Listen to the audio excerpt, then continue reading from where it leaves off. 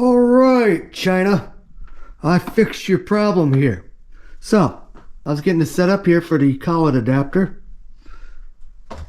And the reason why is because instead of me cutting all this material out on the 1929 South Bend lathe, material is getting expensive. So what I'm going to do is I'm going to mill out a ring here about that far and then keep it.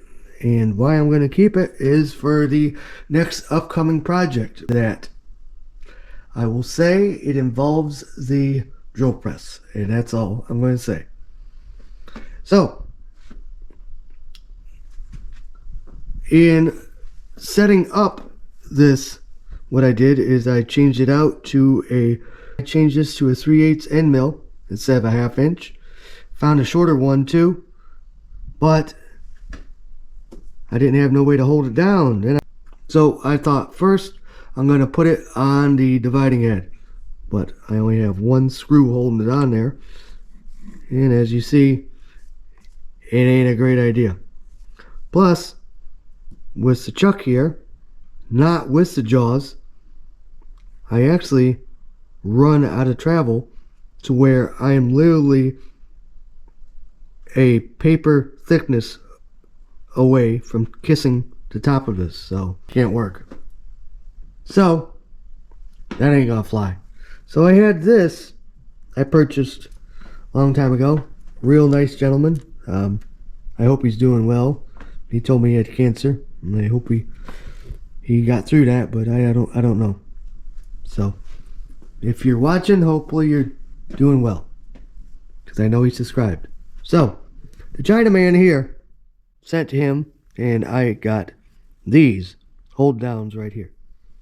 Now I don't know what the Chinaman expecting to hold down. I mean, maybe he's doing chopsticks and putting the flats on them, but this ain't gonna work. So this is what I came up with.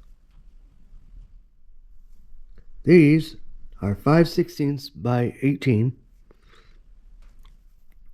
and I bought the square nuts and then I grinded them down.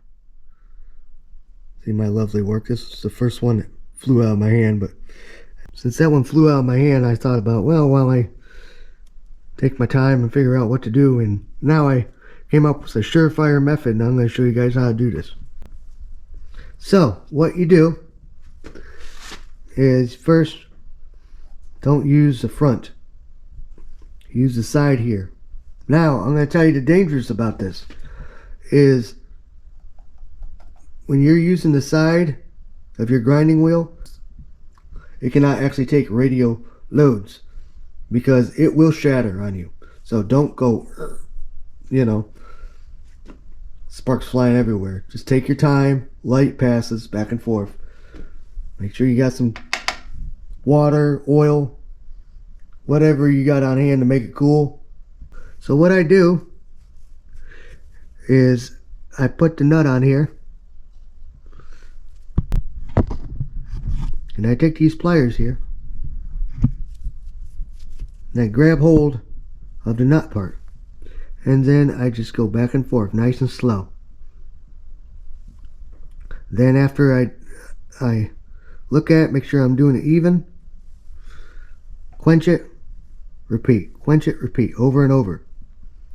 Then I address the sides, and how I address the sides is I put two of these together, and then I hold it with this,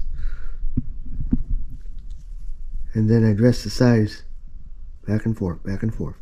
And then after that, I put it on the wire wheel, take off the burrs, and that's it. It's done. Realistically, it took me about 2 hours running around, getting the things, and then doing it.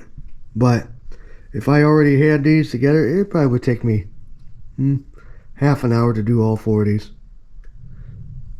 because you gotta take your time doing it.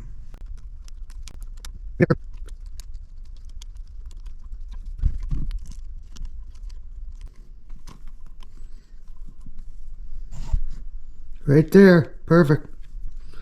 So those, bye-bye.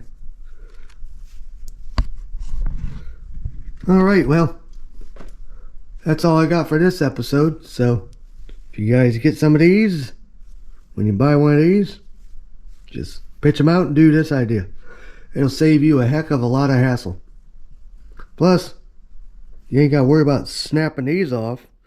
And then all of a sudden, oh, you got to fix this. And this is all boogered up and everything. And, you know, or it might actually destroy it with these. Who knows? Your part could fly out a holder, hit you in the head, and that'd be it.